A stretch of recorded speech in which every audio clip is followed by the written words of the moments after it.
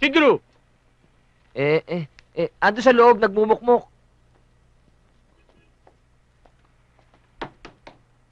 Drew! Tara na! Naghihintay na yung babae. Huwag na lang ho, sir. Oh! Huwag ka nang umangal. Iba to. Maganda. Saka sexy yung babae. At isa pa, gustong-gusto ka. Oo nga ho, pero alam niyo naman ho nangyayari kapag nakikipag-date ako sa mga babae, di ba? Umawa ka na. Hindi ka pa naawa sa sarili mo. Tanda-tanda mo na virgin ka pa. Wala nga akong damit eh. Nirilo, wala. Sabi ko naman sa'yo, akong bahala eh. O ito, Polo. 500. Ito, genuine Rolex from Switzerland. Sterling silver. 250. Hindi ko na ho kaya yung relo.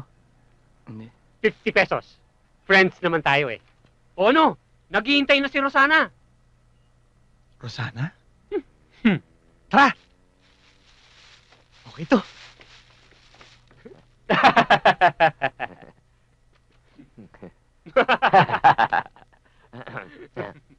Boss, mukhang may pakulo ka.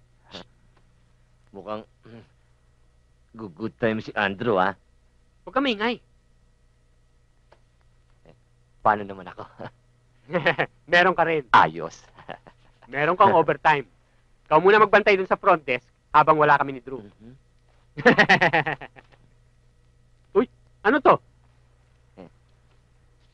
Gaw-gaw.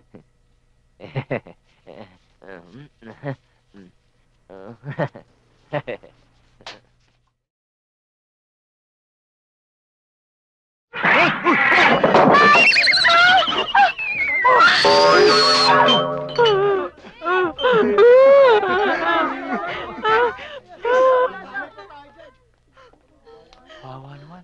Sakto. Ang malas mo sa babae! Huwag ka na lumapit sa akin, ha! Ilayo niyo yan sa akin! O, Drew, lagot ka! Ano? Iba'y kumip pa ka na!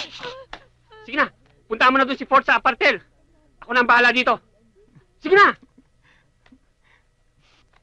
Patay ka dyan.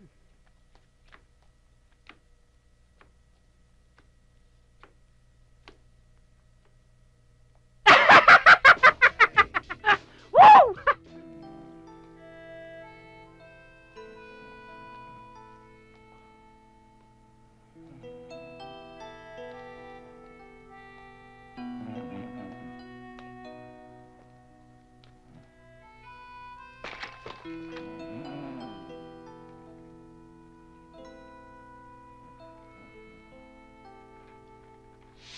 Drew!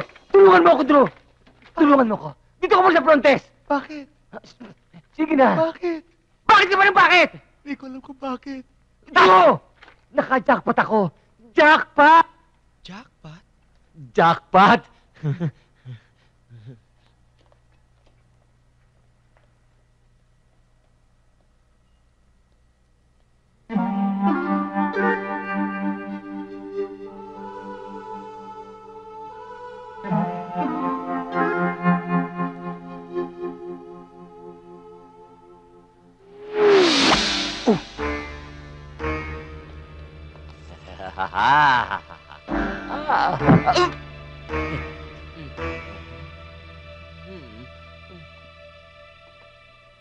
Wala kang matatandaan.